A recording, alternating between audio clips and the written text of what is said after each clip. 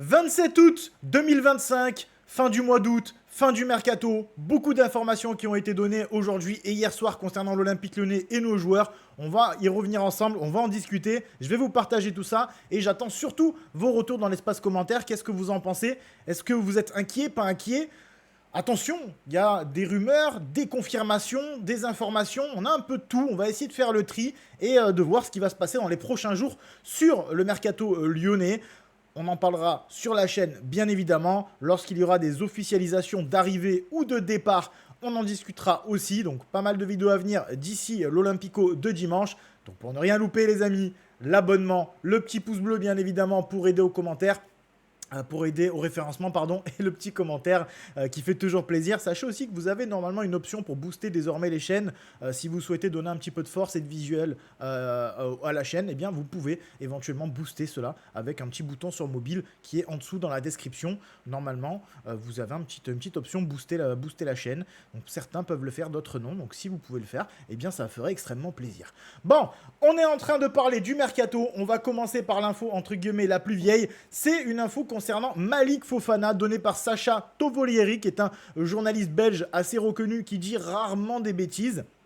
Qui nous dit ici dans cette news, exclusivité, Malik Fofana a décidé de rester à l'Olympique Lyonnais. Le Belge n'a pas trouvé de club qui correspond vraiment à ses ambitions cet été et préfère attendre les prochaines fenêtres de transfert afin de trouver de meilleurs projets.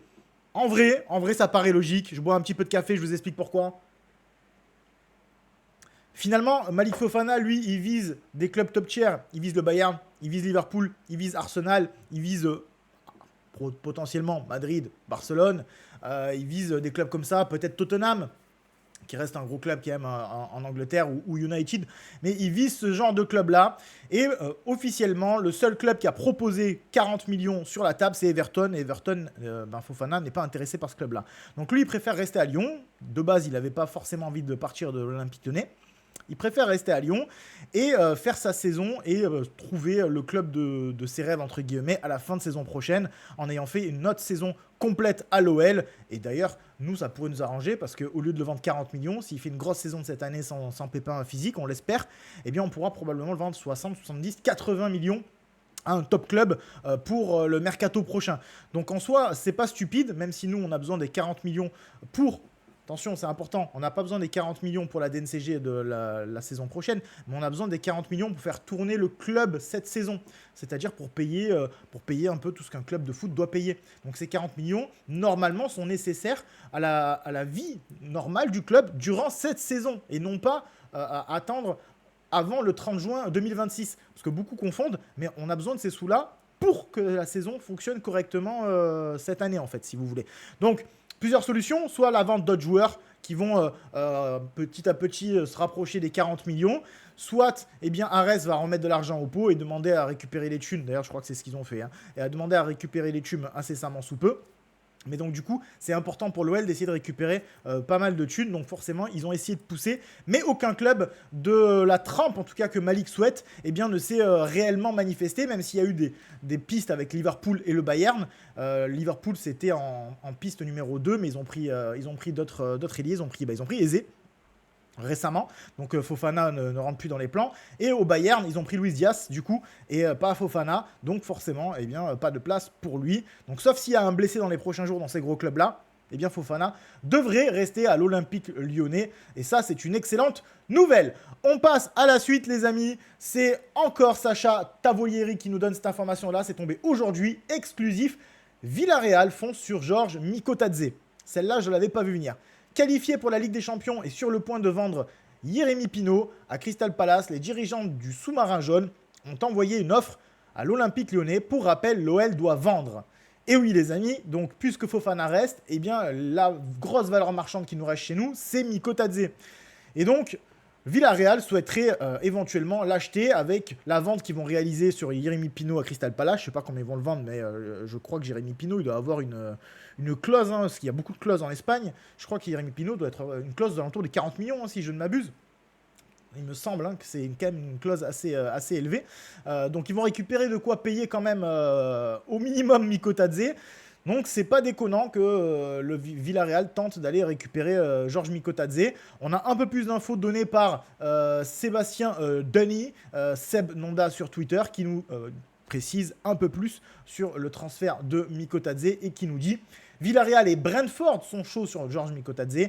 L'OL n'a reçu aucune offre officielle pour son attaquant géorgien, mais Villarreal est prêt à mettre 30 millions d'euros sur la table. Il va falloir un très gros chèque pour convaincre le club rhodanien de le lâcher. En fait, c'est simple. Pour 30 millions d'euros, il ne partira pas. Maintenant, si Villarreal souhaite vraiment, ou Brentford souhaite vraiment avoir Mikotadze et que du coup l'offre monte à, je ne sais pas, 40, au hasard, 40 plus quelques bonus, Lyon lâchera Mikotadze. Sauf si Mikotadze vraiment veut pas y aller, mais il partira.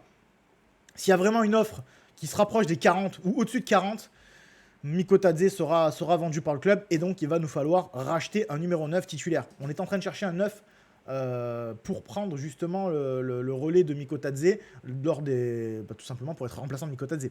Pour prendre son relais quand il est fatigué, en fin de match, ou s'il se blesse ou autre. On cherchait déjà un sub à Mikotadze. Bah là, on risque potentiellement, si cette info se vérifie par la suite, si ce transfert se fait, potentiellement de devoir chercher en plus d'un sub, un titulaire. Et là, c'est pas la même. Le marché des neufs, c'est pas évident. C'est pas évident, les amis, le marché des neufs sur le marché des transferts. Donc, ça va pas être facile. Maintenant, est-ce que c'est pas plus facile d'aller chercher un neuf que d'aller chercher un mec qui remplacera Fofana ou Tolisso, par exemple? C'est à débattre. Dites-moi ce que vous en pensez dans l'espace commentaire, parce que on peut discuter de pas mal de choses par rapport à ça. D'autres nouveautés, les amis, d'autres nouvelles concernant bien évidemment l'Olympique Lyonnais. Cette fois-ci, on parle de Saël Koumbedi et de Enzo Molébé qui sont en passe de quitter l'Olympique Lyonnais. Alors au moment où je tourne la vidéo, Koumbedi c'est quasiment fait à 99,9%, donc c'est quasi officiel. D'ailleurs Hugo Guillemet, je crois, l'a même mis sur son tweet. Donc on peut considérer que Koumbedi c'est bon. Enzo Molébé pour l'instant non, mais je vais vous lire tout ça. Le défenseur va s'engager avec Wolfsburg en prêt payant 1 million avec une option d'achat de 6 millions d'euros. Donc ça a été confirmé par Hugo Guillemet. Donc ça, on peut considérer que c'est acté. Koumbedi part pour 6 plus 1, donc pour 7 millions à Wolfsburg. C'est dommage parce que j'aimais bien Saël, ça a l'air d'être un très bon gars qui était apprécié dans le vestiaire, mais il n'a jamais vraiment step up au point de se poser la question est-ce qu'il peut être titulaire indiscutable à droite à l'Olympique Lyonnais. Peut-être que de partir en Allemagne va lui permettre d'éclore et c'est tout le mal que je lui souhaite en tout cas parce que vraiment ça a l'air d'être un bon gars. En ce qui concerne Molébé, le FC Séville fonce sur le jeune attaquant et pourrait conclure un transfert entre 5 et 10 millions. Alors bon, pour l'instant, aucune confirmation du côté du Guillemet pour cela. Donc on va garder ça avec des pincettes. Mais 5 à 10 millions pour Molébé qui n'a pas joué un seul match en pro. Est-ce qu'il est rentré? Ou peut-être qu'il est rentré quelques minutes. Enfin bref, il a quasi un plan inexistant sur le circuit professionnel. Qui a eu quand même quelques blessures l'an dernier malgré son jeune âge. Entre 5 et 10 millions. Mais si c'est vrai, c'est une aubaine pour nous. C'est une aubaine pour nous. Quand bien même il a du talent, etc. Entre 5 et 10 millions pour un joueur qui n'a absolument jamais rien fait en Ligue 1 pour le moment. Bah les gars, dans notre situation, merci FC Séville. On prend le jeune Molébé, on l'amène tranquillement à l'aéroport et on lui souhaite de passer de bons moments au FC Séville, qui est une très belle ville en plus de Séville et qui est un club plutôt correct quand même, on va pas se mentir. Donc vraiment, je pense que ça serait vraiment excellent pour tout le monde. L'OL qui récupère entre 5 et 10, Molébé qui va découvrir un nouveau championnat, qui va découvrir une nouvelle culture et qui va aller dans un gros club espagnol, mine de rien. Séville, ça reste un gros club espagnol, historiquement. Donc, je pense que ça peut être une excellente nouvelle. Ça nous permet de récupérer 7 millions sur Koumbedi. Entre 5 et 10, allez, on coupe la part en deux, on va dire 8 sur Molébé. Donc ça nous permet de grappiller de l'argent qu'on doit. Et après, on verra. Mais en tout cas, pas mal d'informations, pas mal de choses qui bougent du côté de l'Olympique Lyonnais. Donc on rappelle, en très vif résumé avant de terminer la vidéo, bien sûr, quand il y aura des nouveautés et que ça sera des choses qui seront données, qui seront officielles, j'en parlerai avec vous en vidéo et je vous donnerai les informations en direct, bien sûr. On a donc du coup, je répète, notre ami Malik Fofana qui devrait rester à 99,9% à l'Olympique Lyonnais, sauf offre de dernière minute parce qu'un joueur est blessé dans un des gros clubs qu'il souhaite avoir.